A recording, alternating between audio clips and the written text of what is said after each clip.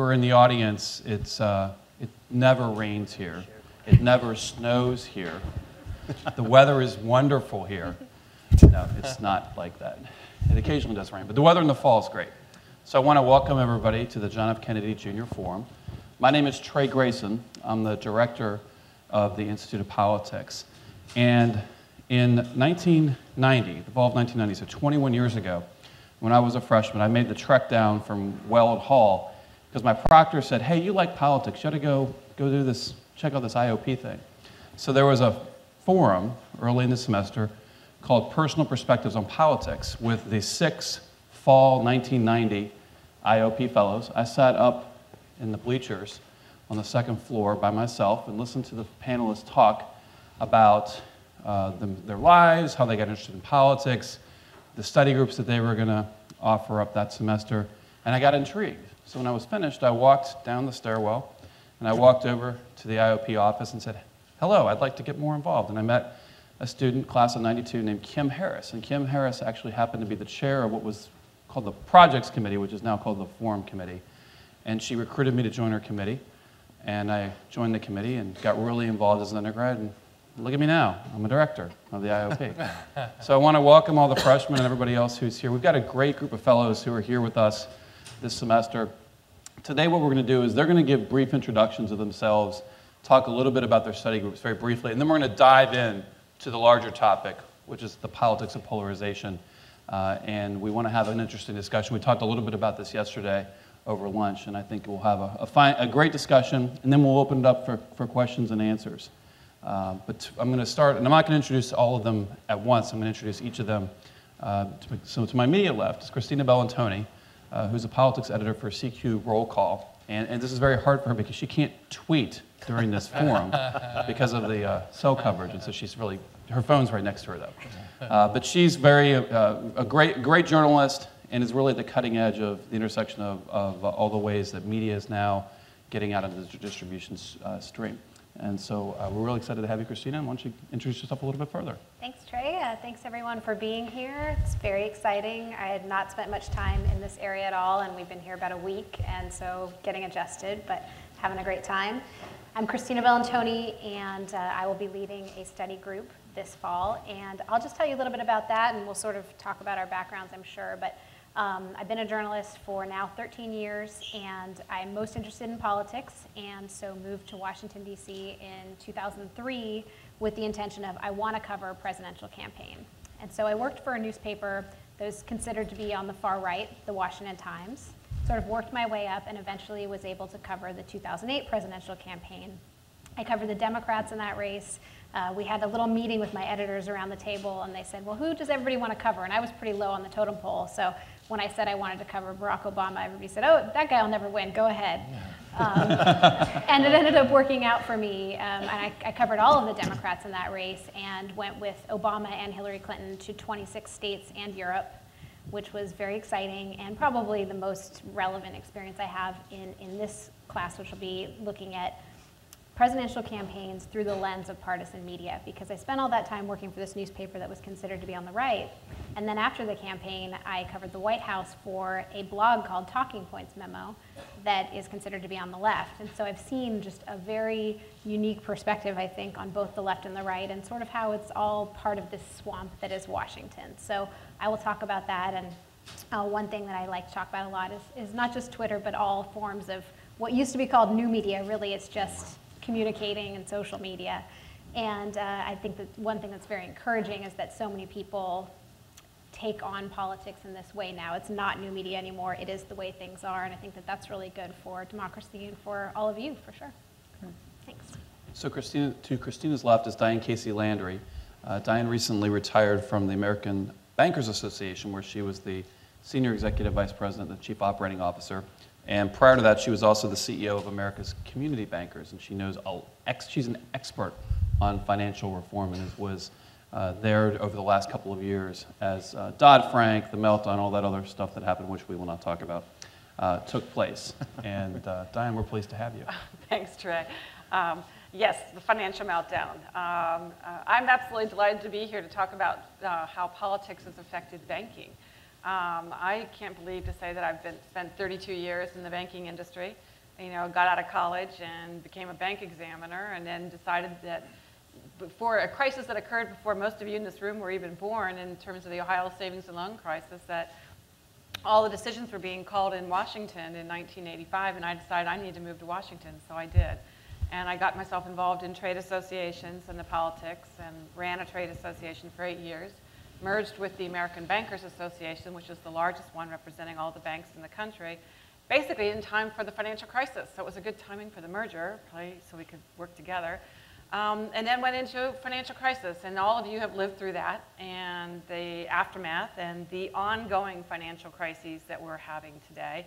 If you think about it, for most of you, what happened in 2008 is probably the most significant financial event that's occurred in this country since the Great Depression.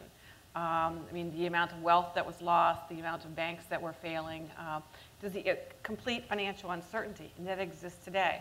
The result of that was legislation that has become to be known as the Dodd-Frank Act, or the Wall Street Reform and Consumer Protection Act of 2010.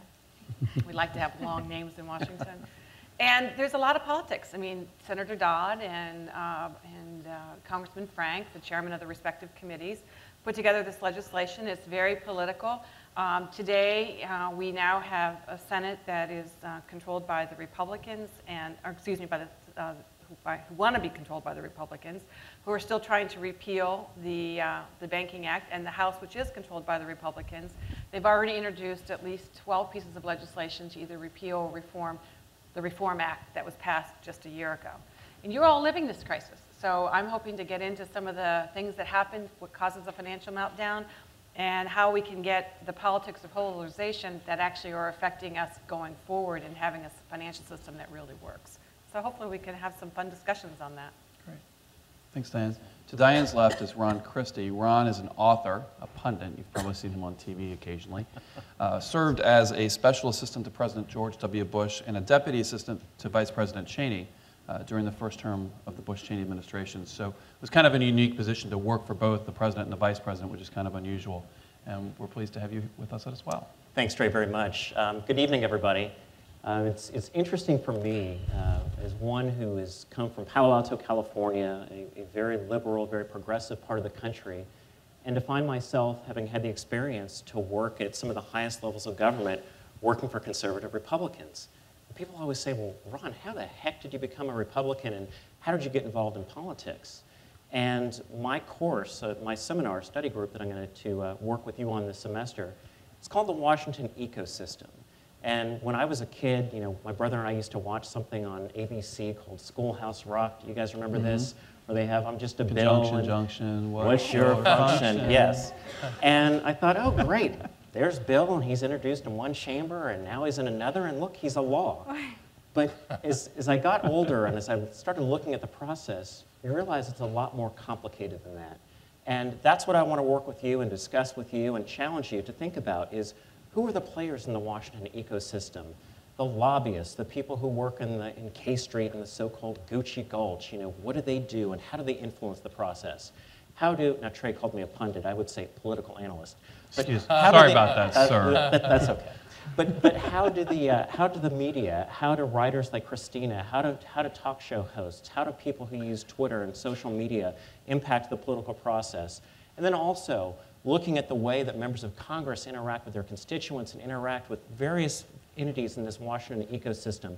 That's what I want to talk about. It's not just the conjunction junction and the Schoolhouse Rock, but let's really talk about how the system works and whether it in fact is working. So with that and sharing my experiences with you of having worked in the White House and having worked in Capitol Hill for now the governor of Ohio, John Kasich, I think we're going to have a really interesting semester, particularly as we head into the presidential election next year. So welcome, everybody. Thank you, and we all look forward to working with you in the days ahead. Great. Thanks, Ron. To Ron's left, Tad Devine is a Democratic media strategist. And what's interesting about Tad is not that he's worked in a very close counsel to several presidential candidates, but he has spent a lot of time over his years as a consultant working overseas, helping out candidates all around the world. And so we're really excited to have Tad here with us as well. Great. Thank you, Trey. It's great to be here. I got into politics the way a lot of people get into things in life. It just happened.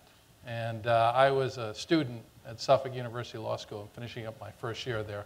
And I started dating this young woman, and I got very involved with her. And she had a job in Washington, D.C. that summer. And it turned out that one of my closest friends growing up, his name was Tom Donlin. He's now the National Security Advisor to the President of the United States. But we grew up together. And he was working on President Carter's campaign. So he said, hey, listen, why don't you come to Washington?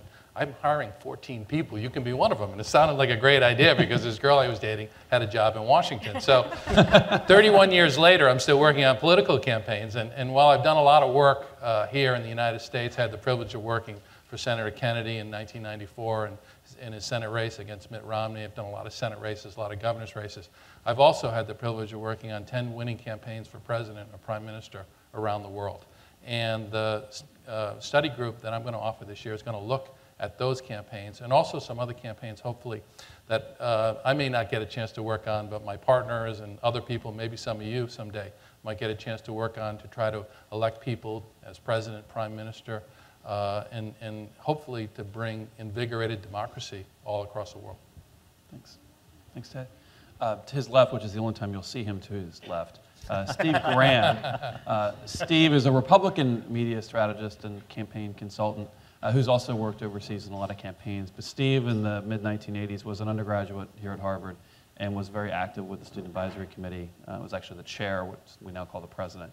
So we're really glad to have Steve back. Welcome home. Thank you. It is great to be back. I was Harvard class of 84. 1984. And I really did. I launched my career from this building. I got enthused. I got inspired by Ted Kennedy and by the people here that were doing such interesting things.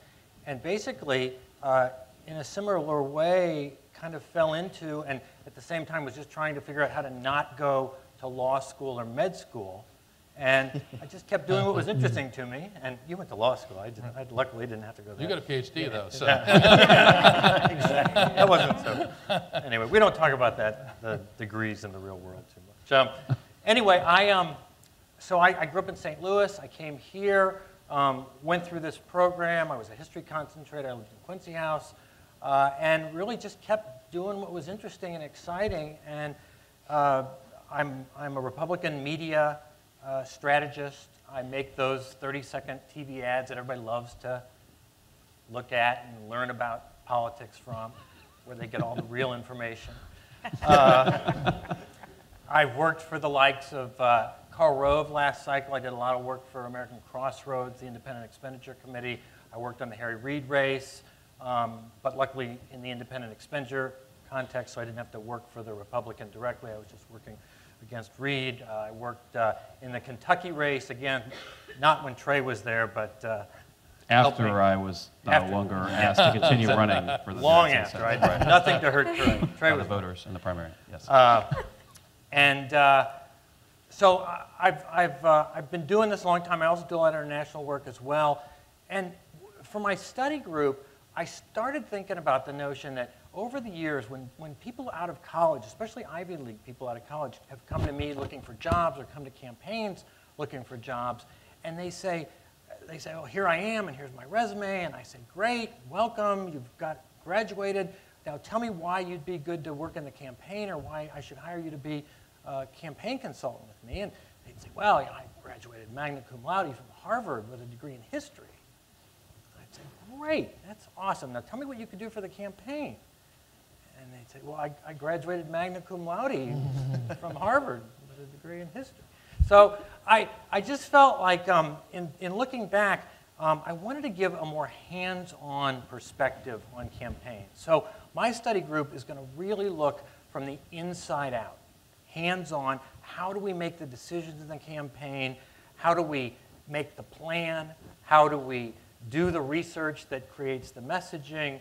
How do we actually write and produce those 30-second ads that everybody loves to watch? And then we're going to look at new media and look at what we think is trying to be done there, because we're constantly chasing it and trying to figure it out. But it's going to be a very hands-on process where we're actually going to try to participate in the process and learn by doing. And so I'm very excited about the study group, and I'm really excited about being back at Harvard. Our last fellow that we're going to hear from tonight before we dive into the discussion is Linda Moore Forbes. Linda was the Deputy Assistant to President Clinton, as well as serving as the Deputy Political Director in the administration. And then for the last 10 years has been a Senior Advisor to U.S. Senator Evan Bayh from Indiana. Welcome. Thank you. Thanks for having me here. I love being here in Boston. I grew up in a tiny town in Texas. I went to the University of Texas, and I got involved in my first campaign the summer before my senior year. And I decided when I graduated that I wanted to dive into that as my career. At the time that I was volunteering, I thought, gosh, I love this so much. If you could only do this as a career, that would be so cool. And then I looked around and I said, wow, you can do this as a career. And it is a wonderful career because as a young person, if you're capable and committed, you can move up the ladder so quickly. So I encourage all of you who have any interest in politics, I assume a lot of you do or you wouldn't be here, to get involved in a campaign. There's nothing like that first campaign that really gives you a good feel for what it's really all about, and you learn so many things about all different facets of the campaign. So you have a wonderful opportunity here with a Senate race in Massachusetts. You've got front row seat to the presidential campaign in New Hampshire, and that's one reason why I love being here, why I love this chance to be here with you this fall to talk about all these things. A little bit more about my career path. The first campaign I worked on was a U.S. Senate race in Texas, went on to one in Georgia. Then I decided I wanted to move to D.C. like a lot of you because I wanted to work on a presidential campaign. And that was Dick Ephardt's campaign in '88. After that, I went to work for the Democratic Leadership Council. And at the DLC, we really tried to expand the voter base for the Democratic Party. We had just gotten our clocks cleaned for a couple of cycles, and we just wanted to make the party more broad-based, more appealing to independents, and actually win. With Bill Clinton, we got a chance to do that. I went on the transition, spent all 8 years in the White House. I did the '96 re-elect, and then I went to work for a decade for Senator Bayh, who started out as DLC chairman his first year in the Senate.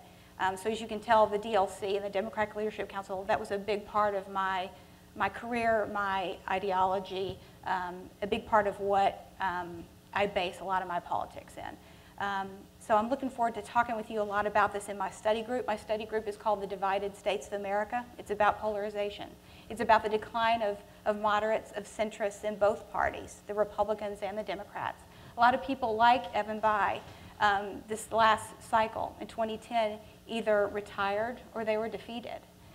So what we have now is the rise of the Tea Party, the rise of polarization in the Republican camp, and you can argue that there is a lot of that in the Democratic camp too. My study group will have Democratic speakers, Republican speakers, and we'll also talk about some efforts to start an independent access for a ballot for presidential campaigns, and I think possibly for Senate and congressional races too.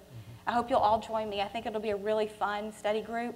I welcome independents, Republicans, Democrats. We're going to sort of talk about everything from all sides, and to me that's the most fun way to do it, because I think by knowing what your opponents do, in this case I guess that would be Republicans, although I don't really think of it that way, I think you learn the best practices of how you really need to run a campaign and how you need to govern to really maintain your majority at the ballot box and also among the public. So each of them is going to lead a study group that's going to be on one of the following days, Monday through Thursday from 4 to 5:30. They're non-credit, show up when you can, no homework, no tests, yay. And really interesting guest speakers and great topics. So what we wanted to do tonight, and what we're going to do is we'll talk about some of these issues up on stage a little bit, and then we'll invite you in a few minutes we've got microphones throughout the auditorium or throughout the forum to ask questions of the panelists. But what we wanted to talk about tonight was the politics of polarization, and actually finishing up with Linda is probably an appropriate place to begin because her study group is kind of looking at this. And you really spent all of your career since you got to Washington sort of in the middle of this crossfires. And your last boss, Senator Bayh, left kind of in disgust almost for what was going on and his inability to get things done. We saw this summer the negotiations over raising the debt ceiling. Last week, or maybe I guess it was this week, there was some recent polling that Peter Hart and Bill McIntyre, for a Republican and Democratic pollster who do a lot of work together for NBC and the Wall Street Journal. And their polling showed that, and they believe as a result of what happened this summer, but it really goes back longer than this, that the public is just fed up with both sides, both the left and the right, the Democrats and Republicans. You throw this, the economic news, which didn't get any better on Friday when no new net jobs were added to the economy.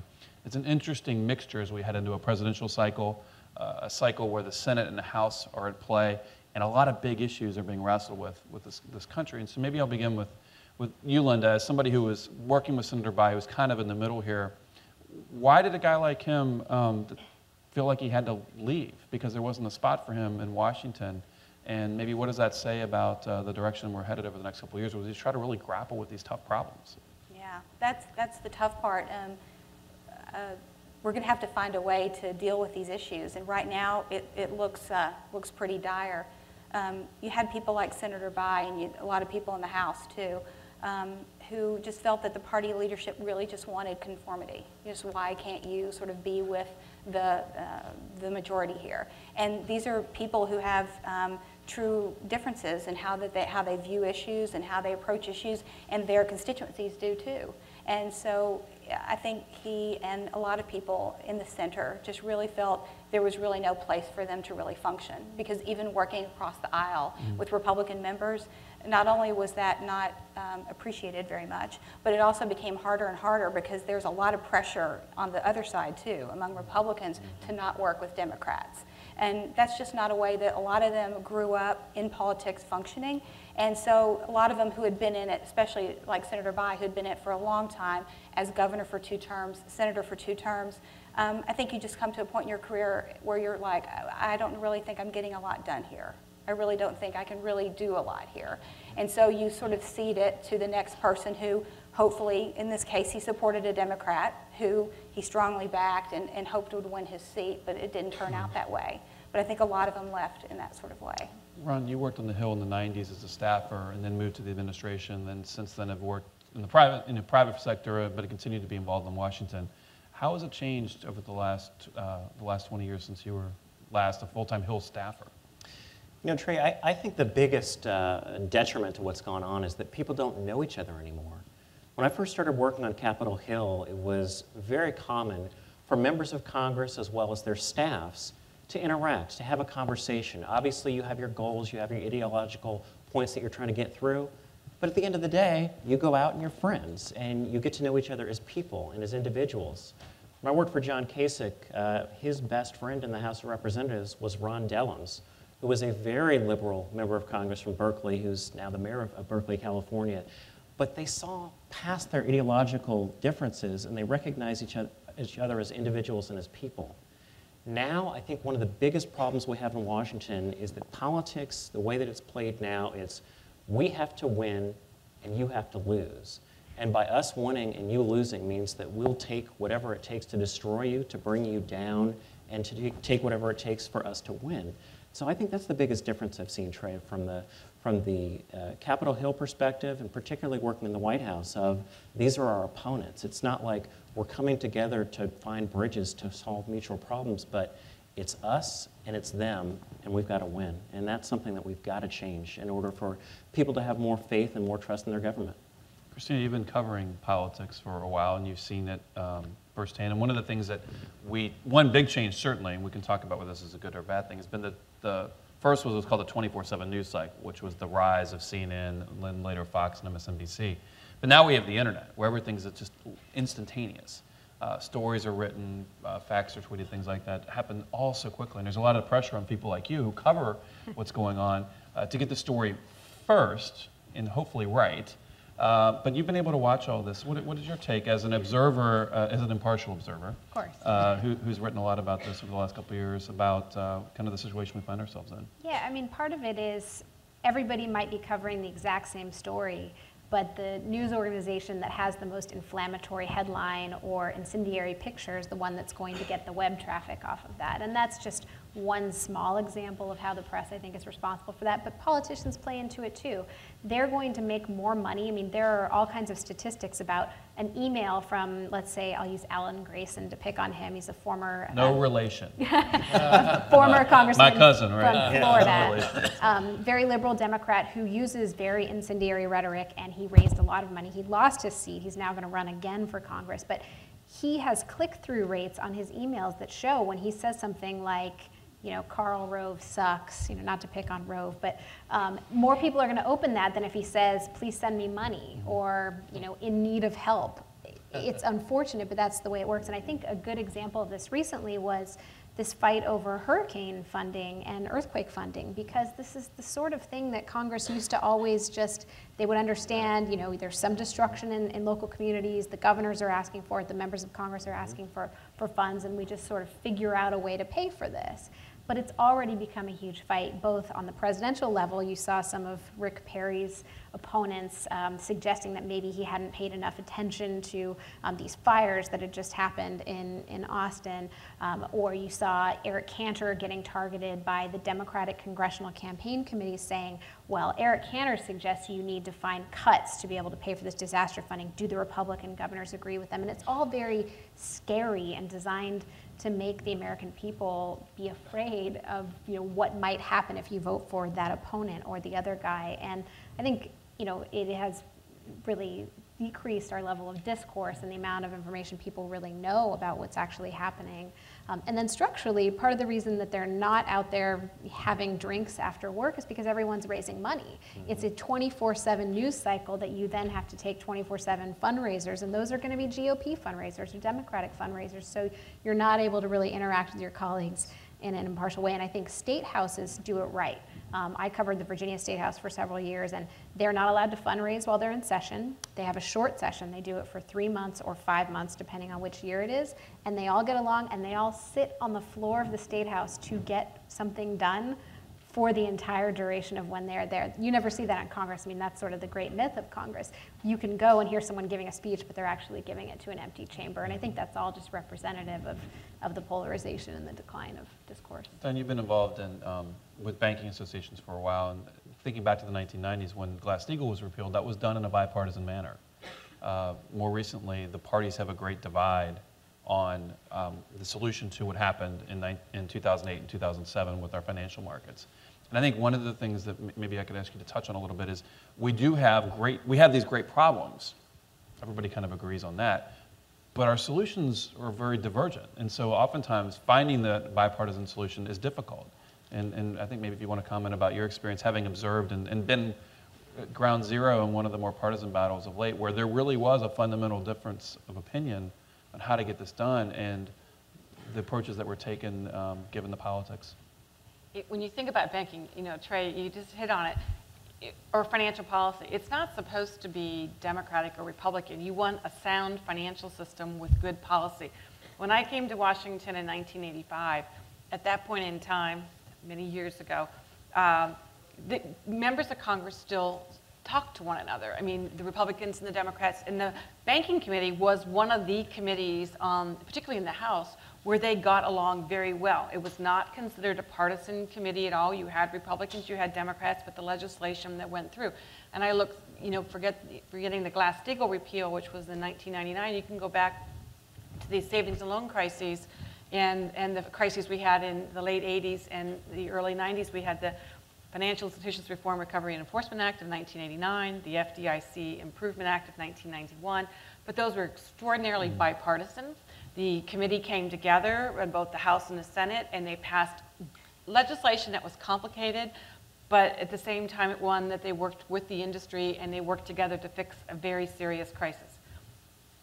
Even when we did the repeal of Glass-Steagall, which was the Gramm-Leach-Bliley Act in '99, again, that worked together, and it was very much of a bipartisan approach. There was differences of opinion, but it was bipartisan. Roll forward to the Dodd-Frank Act, which we just passed in 2010. Extraordinarily partisan, where you had on the House side, at that point in time, Chairman Frank and Ranking Minority Member Spencer Baucus not even speaking to each other. The C-SPAN time of when they were showing the markup of the legislation, normally in a markup, there's a give and take, but there's a courtesy that occurs. And if you markup is when the bill is discussed in committee, right? When they're actually taking the bill and they're making the final changes of what the committee is going to accept as their legislation. So there's usually a give and take. And in this instance, there was name calling. I have never seen name calling in terms of You know, and not so much name calling, but, you know, rude comments, and people weren't listening, and people were getting up and walking around, and you were thinking, what's the matter? I mean, people always get up and walk around, but they do it to come together, to come to a solution. What we ended up with this legislation was a bill that was very much viewed by the Republicans as a Democratic bill. The Republicans had very serious objections to it, which they viewed were not listened to. So you ended up with legislation that literally, because we're pretty evenly split, you know, slight majority at that time to the Democrats, that they don't support. So what happens is that when the House changes, and now and then the Senate is looking to change, you get people already introducing new bills to repeal. So we have to reverse what they did. So how do you run a financial system when you pass a bill that ends up being over 2,000 pages long, where they're predicting they're going to come out with something like 400 new regulations, which will account to like 10,000 pages or whatever the number is if people keep changing it. And all everybody's doing is fighting, and then you can't really get anything done. So what I would say, we did fix the financial crisis. We created legislation and passed legislation that everybody just wants to shoot at and said wasn't a very good job.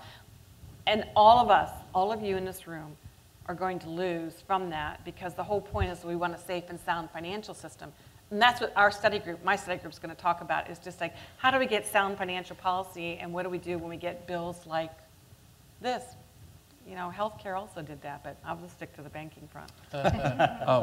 I'm surprised none of the students have walked out and said, the heck with politics after all this gloom and doom. I want to finish up with Steve and Tad. And you all have made politics your careers. Right. You essentially, right out of school, you found politics. You chased a girl, you found politics. I noticed you didn't say anything else about the girls. So we've been married for 28 years. Okay. I don't know if she's here tonight. But. Okay, well, good to hear. So go into politics, find a wife. Not a bad lesson to take home. Right, that's okay. It's a good guffaw. That's fine. But is there something, you've all been around, you're still doing this. Sure. You still obviously believe in your candidates, you still believe in your parties and your causes and your issues. What are some things that you know, maybe can give us some hope for why some of this gloom and doom isn't always going to be this way? Is it the new faces that come in, the new candidates that inspire you, the students that are going to go to Capitol Hill every summer that'll you know, straighten this thing out? I mean, what are some of the things that give you some optimism, or what are some of the things that you would recommend that we implement, some changes that would maybe cause us to get better? Well, I guess, you know, the darkest hour of the night is right before the dawn, and right now it's very bad in terms of polarization. You know, if we're going to change things, I think we have to understand how we got to where we are right now, which is in a very bad place in terms of our government working and our politics working. I think we got there for a lot of reasons. When I think back along the arc of 31 years of working on campaigns, and when I first went to the Carter campaign and looked at this incredible contraption, it was unbelievable, it was marvelous. It was called a fax machine.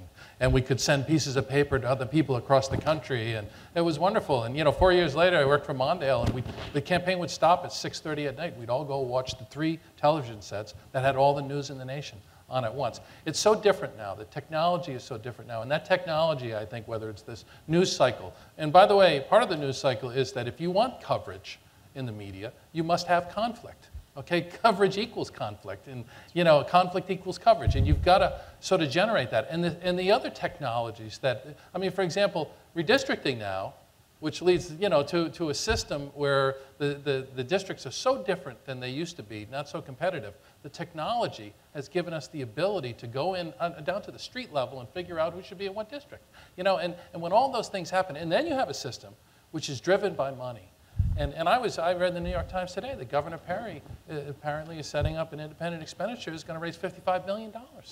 You know, and going to go out and not coordinate at all with his campaign, go out and spend $55 million promoting his candidacy. Well, I want to tell you, if you want to raise that money, you're not going to raise it by, you know, talking about how we're going to have such good government. Okay, you're going to raise that money by going out and being very partisan, slamming people, and pushing things to the edge. So if there's hope, I think it's going to be because people basically stand up and say, listen, we have to recognize that these new tools, the rapid technology, which has changed the way we absorb news, the partisan media, which, by the way, to get back to course that I want to talk about this year. One of the things I want to talk about is, our system here in America, we were used to, when I first started out, it was the networks, the big newspapers. They were all legit. They covered the news straight on. We now are beginning to adopt in the United States, in my view, a model that I see regularly when I work in Europe or Latin America, which is that we have partisan media, okay? And the partisan media gets people who believe in what they cover to go and to view them, okay? And that's the way it works, and it drives ratings. And it's worked that way in Britain for a long time. In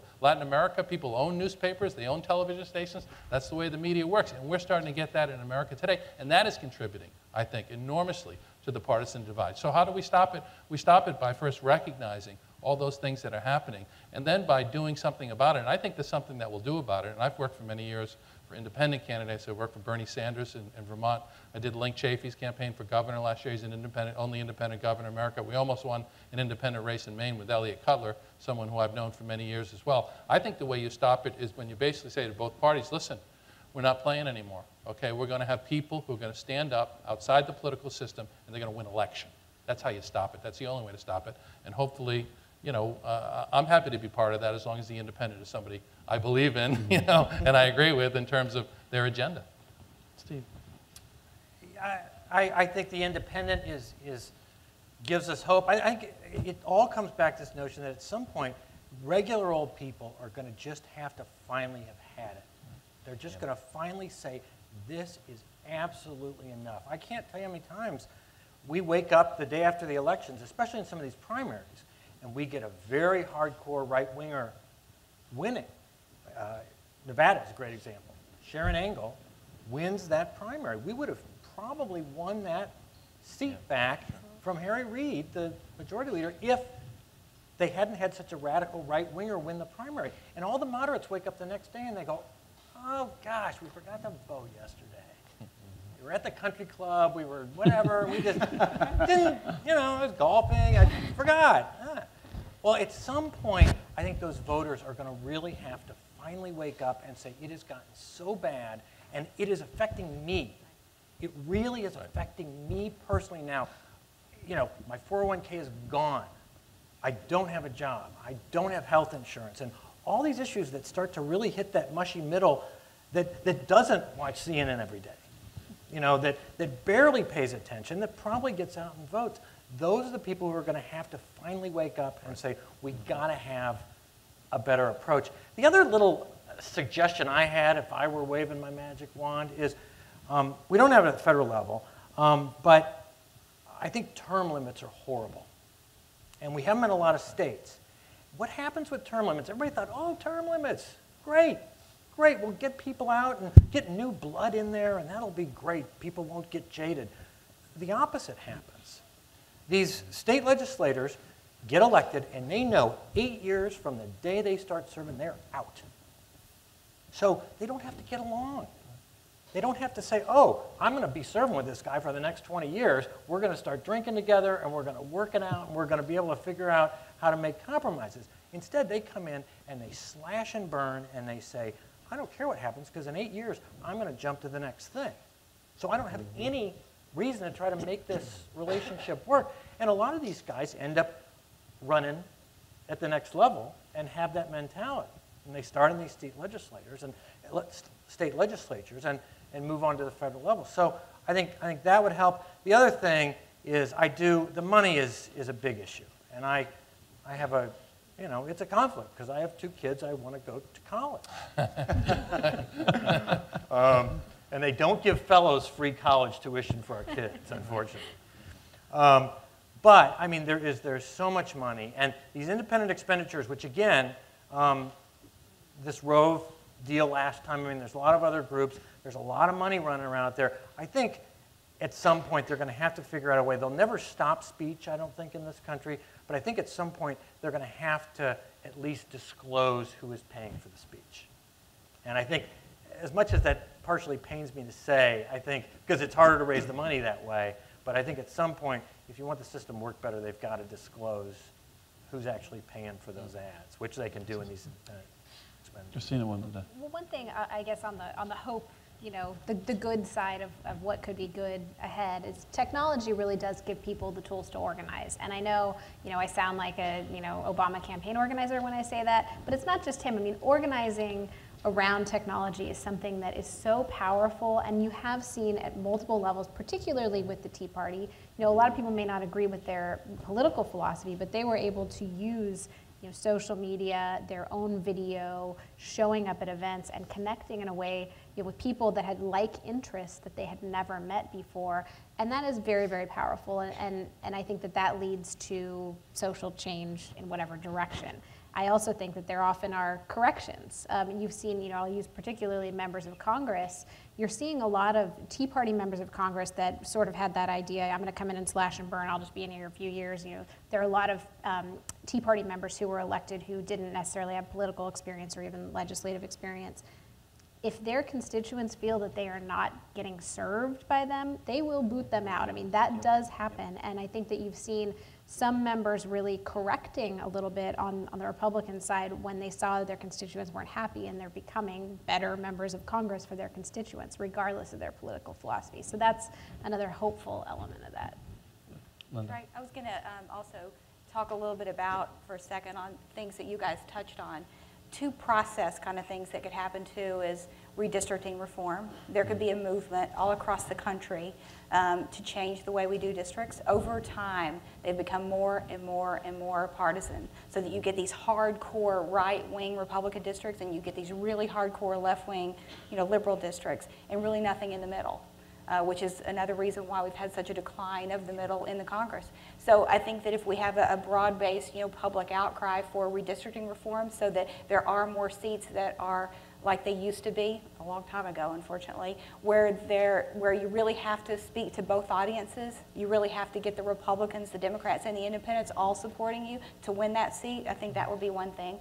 The other thing is you could also change it to open primaries. It's kind of controversial because you can have, you know, party crashers, so to speak. Some people are a little bit skeptical of it. Operation Chaos, I think is what Rush Limbaugh called that in 2008. Right. Yes, But you know, it also gives you a system though where Louisiana does this, where you have everyone competing all together, all on one day, and the top two people, the top two vote getters, unless someone gets the majority, they move on to the runoff.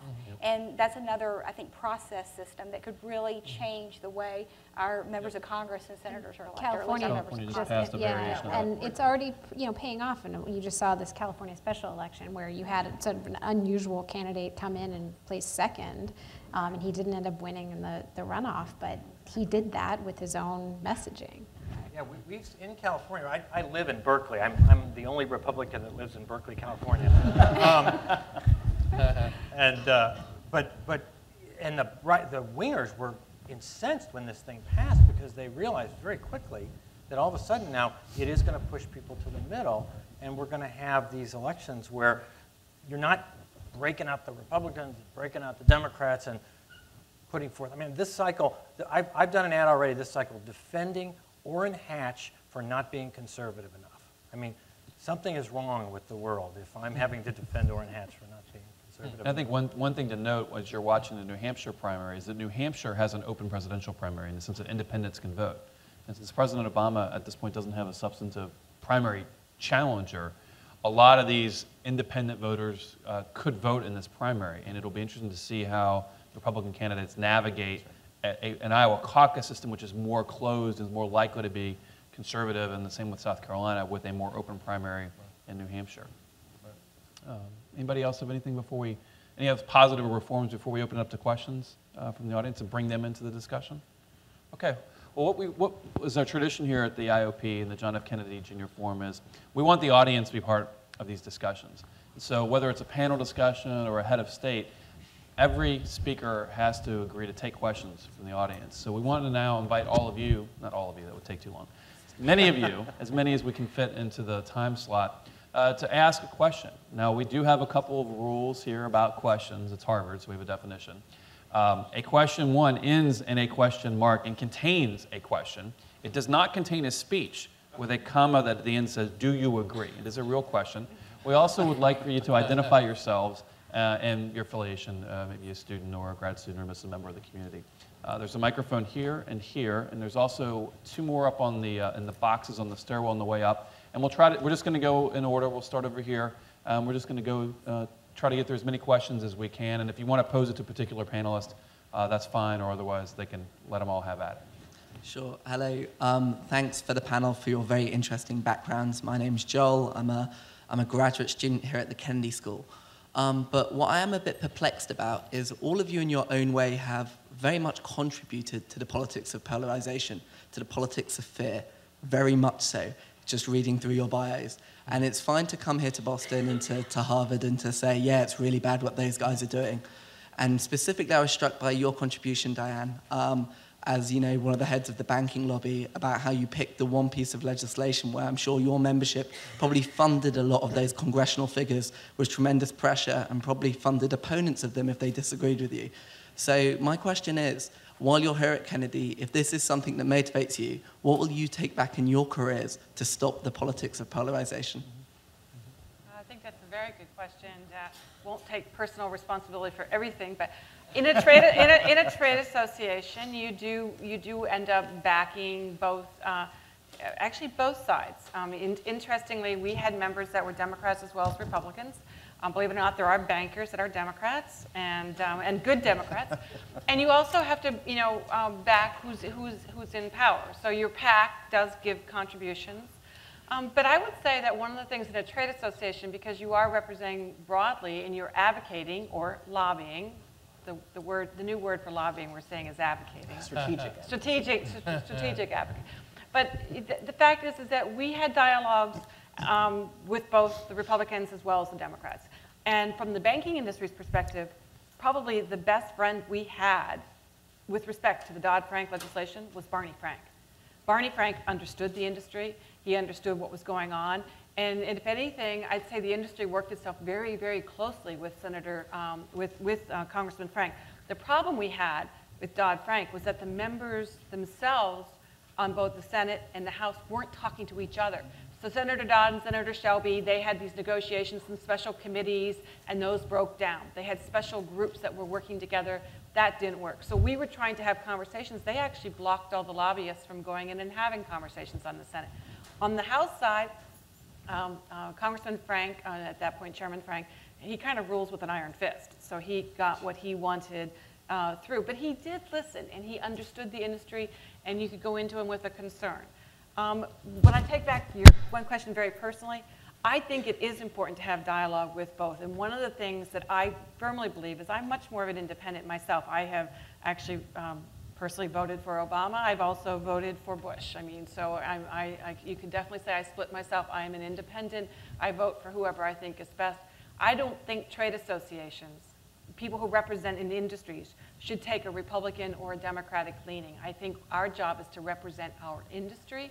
And I wish I had been stronger at that in terms of not leaning either to the left or to the right, because I don't think that works very well. Anything you want to add to the question? I'll just say that I certainly intend to talk a lot about this in my study group, and partially I want to help the people that are here at the Kennedy School help navigate this world of Washington and be very transparent and honest about my own role in that. You certainly won't hear me whitewash anything that I've written, so I think it'll be a good discussion. We'll go upstairs. Yes.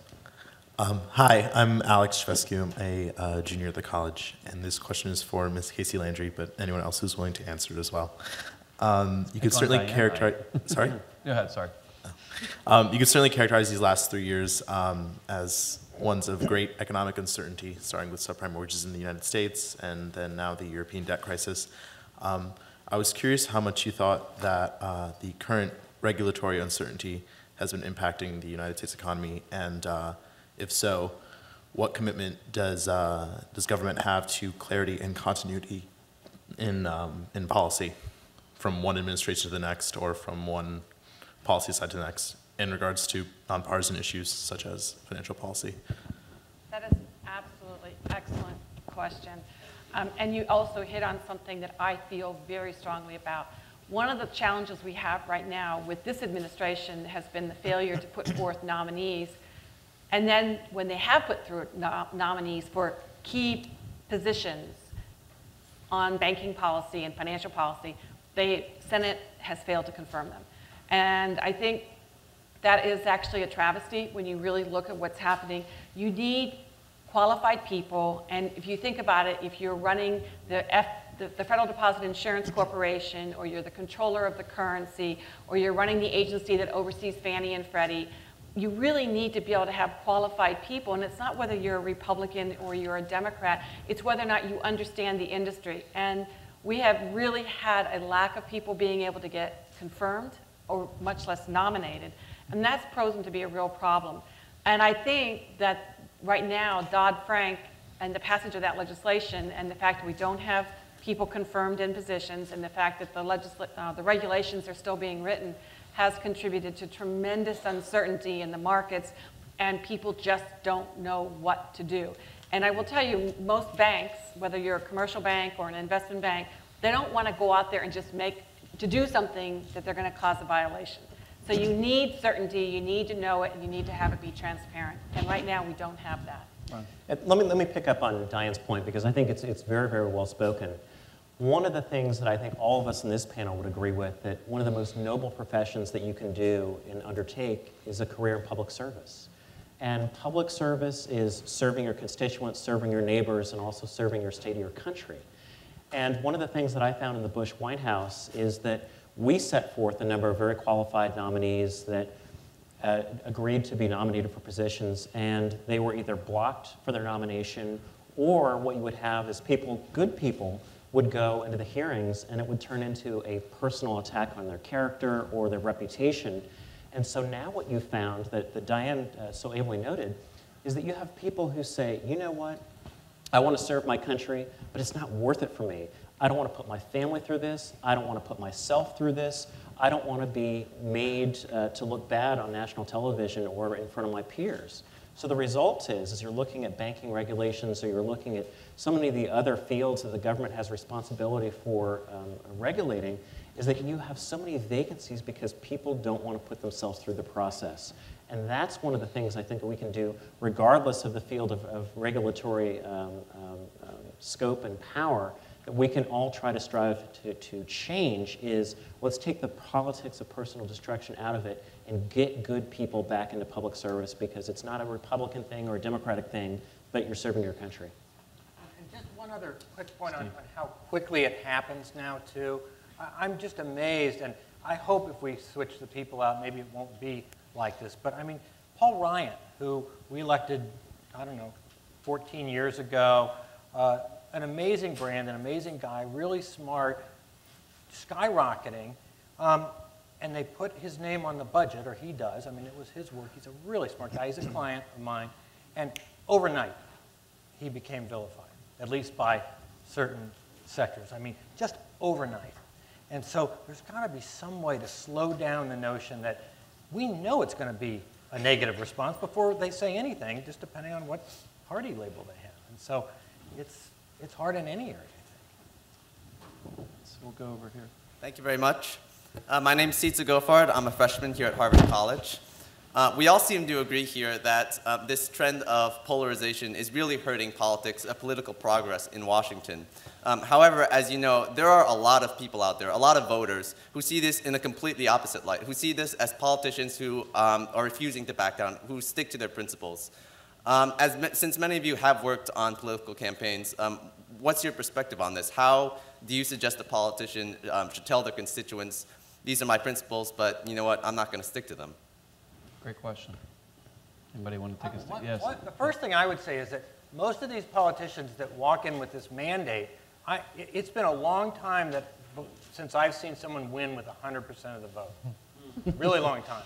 In fact, it's very rare somebody gets over 60% of the vote. So I think this notion that they walk in with a mandate and that I'm going to stick to my guns because my people said to do this. Well, 54% of your people voted for you. The other 46 voted for the other person. They didn't want you. So I think that's where at least I quietly have the conversations with some of my more vehement clients and say, sometimes we can't go quite there. Now, of course, there's money associated, and they realize sometimes they've got to stir the pot to keep their process going. But I think that's the first place I'd start. I'll just say that from an organizing perspective, again, you know, citizens can ask for town halls where they can actually communicate with their members of Congress, and so few of them are doing them these days. I mean, there's all kinds of reasons why many of them have cited security, but that's something that back home they should really be putting people's feet to the fire to be able to say, hey, actually, we don't want you to pass a Tea Party agenda. We'd like you to pass our Michigan,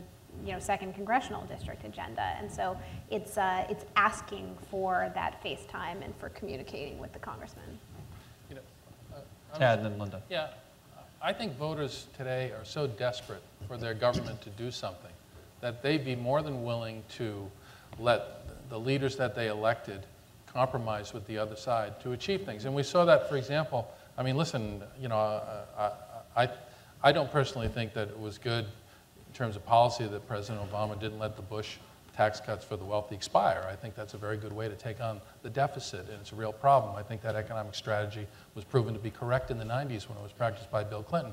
But the fact is, the president did that because he wanted to get some other things from the other side. And it's funny because if you looked at, and I've seen polling to this effect, those individual elements of the deal that they put together after the last election, they were unpopular. But what was popular was the fact that they did something together. And I think that's the answer. And if you can, to tell to a leader who says, listen, I have to stand on my principles, then in fact the public really wants more than anything else progress, and they want a government that works because they're very frightened by the economic reality that they're confronting today in this nation. Linda. I would say, too, another way of looking at this, too, though, is that you've got Republicans in the Senate right now, for example, who've always worked with Democrats. They've been reliable, you know, co-sponsors, really good partners with Democrats to get a lot of good things done. And Olympia Snowe is one, Dick Lugar is one. They're both worried now about Tea Party challenges, you know, really facing a tough primary for the first time in years and years. And I worry that that's having a chilling effect. It is having a chilling effect on their ability to work across the aisle and to really do the kind of things that they've always done that's made them the kind of senator I respect, even though they're not of my party. So I would say the other way of looking at this is I would encourage people, and I hope people like Olympia Snowe, Dick Lugar, other people like that, will stick to their guns and say, I do like working across the aisle. I do like getting things done. I do want to work with other members of the party. That's how I've built my career. That's what I'm about. That's what I believe in, and that's what I'm going to continue to do, even though, you know, my primary constituency may not believe in this. Dick Lugar, for example, has really had to take the Tea Party on and tell them, you know, sort of in no uncertain terms that this is just how, that they're out of touch, I guess. And so I think you'll see more examples of that, too. Here in front. Hi, my name is Danny. I'm a first-year master's candidate at Kennedy. And my question is to our Hill veterans in the panel. Former Congressman Mickey Edwards wrote an essay in The Atlantic this summer. I don't know if anybody read it, about fixing the Congress. And so he introduced these kinds of rules like picking committee assignment by lot, or changing leadership structure. I'm just wondering if, you know, you could introduce or delete any one rule from congressional rules. You know, what would be something you would do to foster more bipartisan cooperation in Congress? That's a great question. Yeah. From my perspective, I don't believe in term limits for federal candidates when they're running for office. But one of the things I think that can help the system, particularly in the House of Representatives, is to continue to put term limits on chairmanships. Because the old way of doing things is you had what were called the old bulls. You had people who were running committees for 10, 15, 20 years, and it was their way or the highway. I think one of the things that can help break some of the gridlock, at least internally, and at least as it relates to the House, is to have more new members given the opportunity to serve on some of the more prestigious committees. But it goes beyond that. It goes to what we've all talked about for the theme of this evening. It's really taking the opportunity to get to know not only the members on the other side of the aisle as individuals, but also to get to know your folks in your tent as individuals. So many folks that I've worked with, and both when I was on the Hill and now in private practice, they get to Congress and they think, okay, now I got to get on Ways and Means, or I got to get on a cool committee, rather than recognize it's an honor and a privilege to serve in the body to begin with. So rather than putting their own personal ambition first, it's take a step back, take a deep breath, and just learn the system first, and then slowly go with the latter. Any other reform ideas? I would touch on that same kind of thing. I guess if I could get rid of one rule, it probably would be the seniority system of chairmanships, which is pretty much what you said too. You get this situation where it's just, you know, the all-out battle for control of the Senate is really about the chairmanships of the committees. Yep. And there's only one person who can be that, because it's going to be the senior senator, you know, on that committee. So I would break that down and try to find a way that you do have more cycling through of more people getting a chance to serve as chairmanship. It's not a given. Yep. You have to find a way to win the support of your party, and maybe even win support of the whole committee. That would, I think, completely change things. So. You know, we're not going to change politics in Congress or in this country as long as we have the funding system that pays for campaigns the way they pay for it, okay? And what happened when the Supreme Court decided that corporations could now come in and spend unlimited amounts of money on campaigns is they've opened up a front that is almost unimaginable, and is beginning and is going to take over our politics in a way that I don't think people fully understand. You know, these independent committees now have already started to come out and to exercise their power, and they did so in the last election cycle. I worked for a woman who was a pro-life Democrat in Pennsylvania, who was elected to the Congress and who lost her election. And she faced withering attacks from pro-life groups because she voted for health care reform. And they said, you cannot be pro-life and vote for health care reform. And they spent hundreds of thousands of dollars attacking Kathy Dowkemper in the 3rd Congressional District in Pennsylvania on an issue. And this is someone who, you know, got pregnant when she was young and had a child because she believes in life. She really does. She practiced it in the most fundamental way in her own life. And yet, because that money is there and because it came in and flooded that district, you know, she's no longer a member of Congress. And, you know, that's really the only way to change things. Unless the money system is changed, and by the way, it's only going to get a lot worse now. The independent expenditures are going to take over politics in America in this election cycle. And when they do, you know, I mean, who knows what's going to become of it, but that's the reality, I think. Ron, yeah. Let me say one thing to my friend here. I agree about the impact of independent expenditures, but if you read Citizens United, it's not just corporations that have the ability to spend unlimited funds, it's also unions. And there have been people, Bill Burton, the former deputy to President Obama, has said, well, if they're going to go out and do this, we're going to go out and start doing these IEs. So it's not just the big bad corporations. That's my only caveat. Sure. But it's the unions. Disagree. It's the unions too. And I think that's why Americans are so disgusted, because it's like, okay, well, if the corporation's going to do this, then the unions are going to do that. But at the end of the day, the discourse gets louder, but people's voices aren't being heard. Yeah, I mean, the only other, this specific point, and again, there were a lot of IEs last time. We finally got to a point where we said, hey, this really didn't make that big of a difference, because Shell Oil doesn't want to do an ad that says paid for by Shell Oil. I mean, they know they can't do that. So but they are still funneling the money to American Crossroads or Citizens for a Great Country or whatever. Citizens for Puppies. Yeah. any whatever the nice name is, and but that's been the case. So, and I don't know how we turn that off without taking away the... Any other reform? I would just say, you know, filibuster reform, I'm not advocating for it one way or another, but I think that that's a question that the Senate is really grappling with of, you know, do you ever implement this? Because what happens when you switch power? You don't necessarily need this high bar to pass anything, because that's been a huge detriment to getting anything done. And I just think it's an important question to explore. And just to throw in one more would be the holds on nominees, the anonymous holds. I don't think they should be anonymous. If they're going to put a hold, then you should know who's placing the hold, and we don't. While we're throwing out ideas, Elaine Kmark, who's a lecturer here at the Kennedy School, wrote an article I guess last spring, advocating for a supermajority to become Speaker of the House. In other words, you'd have to get more than 50%, so you'd have to get members of the other party in most cases if you put it at 60 or 65%. Probably not going to happen at the federal level, but might be something that you might see at a state level, especially a state like California that has an initiative. So I thought I'd add that, and thanks for the question. We'll come back over here.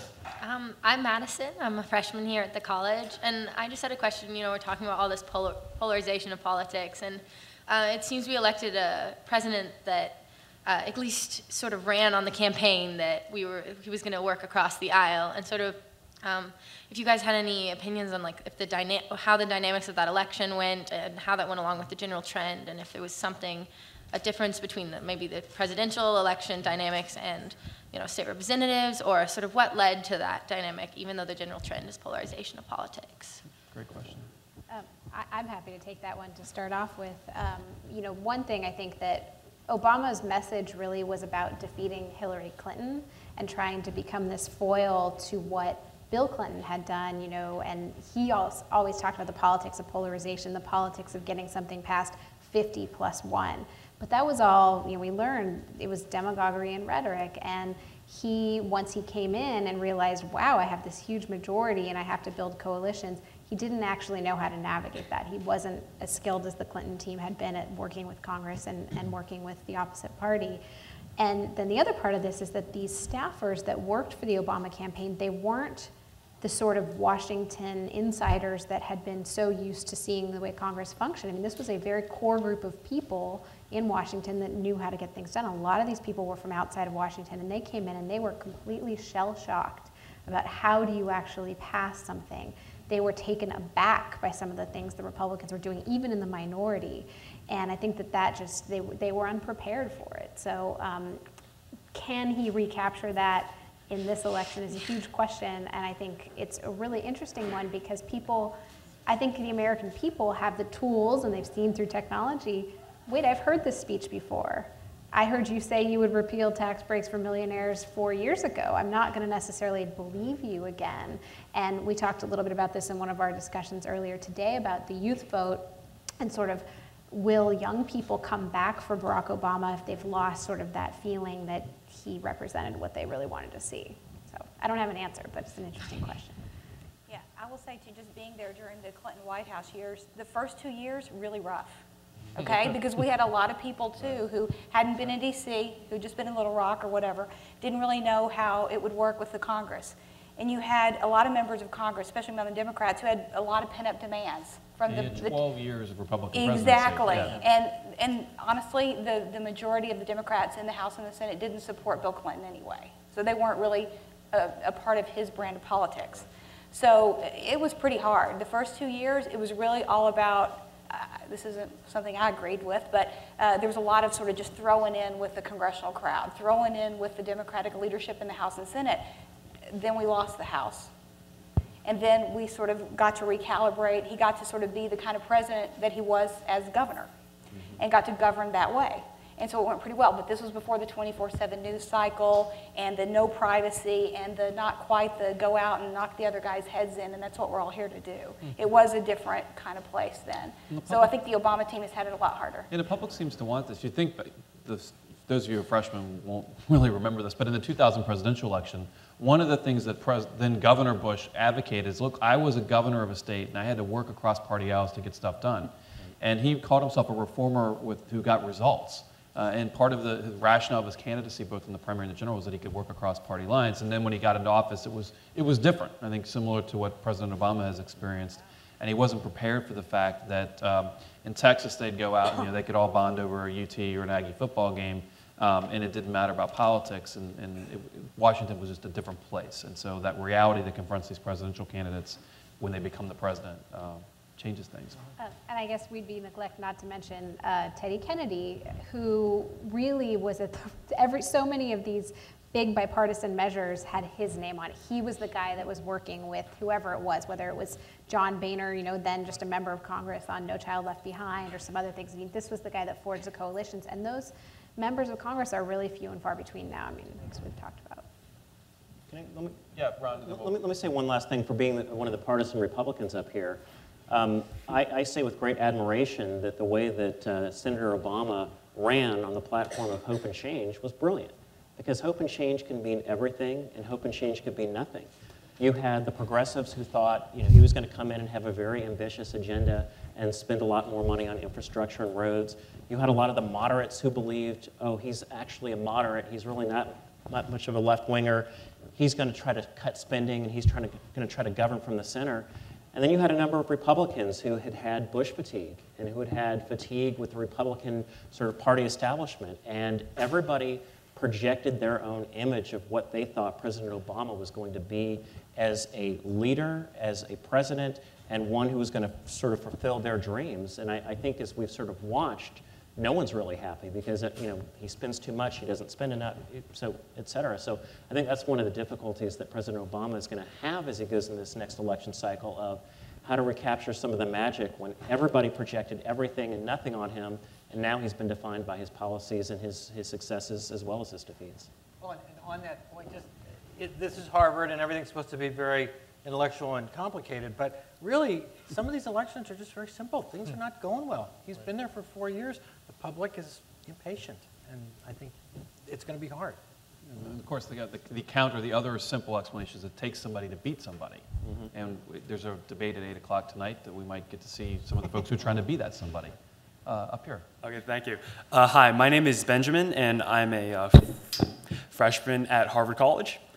And my question relates to the role of media in politics. Because all of you, well, a lot of you have had a lot of experience dealing with media. My question is, in the eyes of a lot of Americans nowadays, there's this growing sense of distrust in the government, but there is also a concurrent growing sense of distrust in the media. And I was wondering that, is it possible that the media culture could be changed? And if it is possible, how would it be done so that it is more friendly to the needs of the American voter? Yes, it's possible. I think, first of all, you've seen this division where people go to seek confirming information. People far on the right really like watching Fox News because it reinforces their beliefs, and obviously the same goes for the left and left-leaning media. But you've also seen very much a specialization of media, and particularly, I'll compliment some bloggers. He's actually not even one of my favorite bloggers, but a lot of people really like Ezra Klein. He comes from a perspective very transparent. He's from the left, and he's able to talk about certain policy issues and go through them and explain them from a perspective on the left. He has a certain following, and I think that that's actually a way that this is all going to improve. The more that there are people that specialize in something, that really understand whether it's finance or healthcare or transportation or the environment, you can find trusted people in that sense. There's a journalist, Kate Shepard, who's in Washington. She's an environmental journalist, very, very well respected. And she comes from a little bit of a left-leaning perspective, more toward the middle than some of the other bloggers you might think of. But I think that when people start to seek out the things that they are interested in and the people that they trust, it does rebuild this. And yes, cable networks are still going to be a driving force, and they're still going to matter, but the more specialization there is, it's just like you turn on your cable and you might want to watch the garden channel instead of anything else because that's what you're interested in. It's going to be the same with politics, and it's not necessarily a bad thing if it's specialized by issue.